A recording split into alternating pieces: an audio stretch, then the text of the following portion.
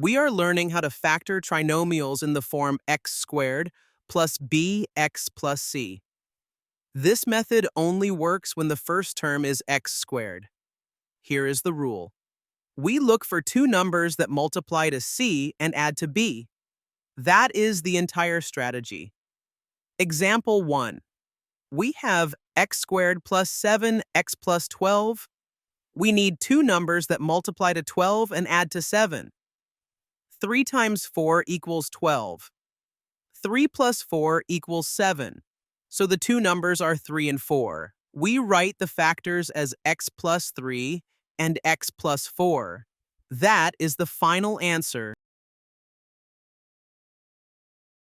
Example 2. We have x squared plus 2, x minus 15. Now c is negative, so the signs must be different. We need two numbers that multiply to negative 15 and add to 2.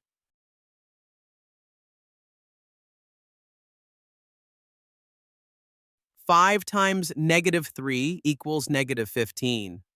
5 plus negative 3 equals 2. So the pair is 5 and negative 3. The factors are x plus 5 and x minus 3.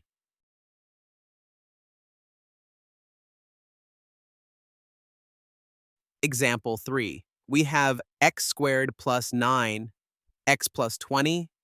We need two numbers that multiply to 20 and add to 9.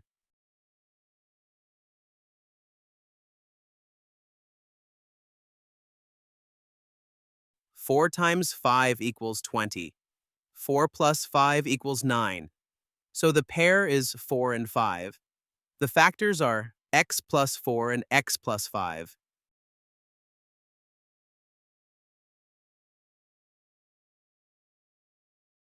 Pause the video here and try these 3 examples on your own. When you're ready, press play and I'll show the full solution visually, step by step.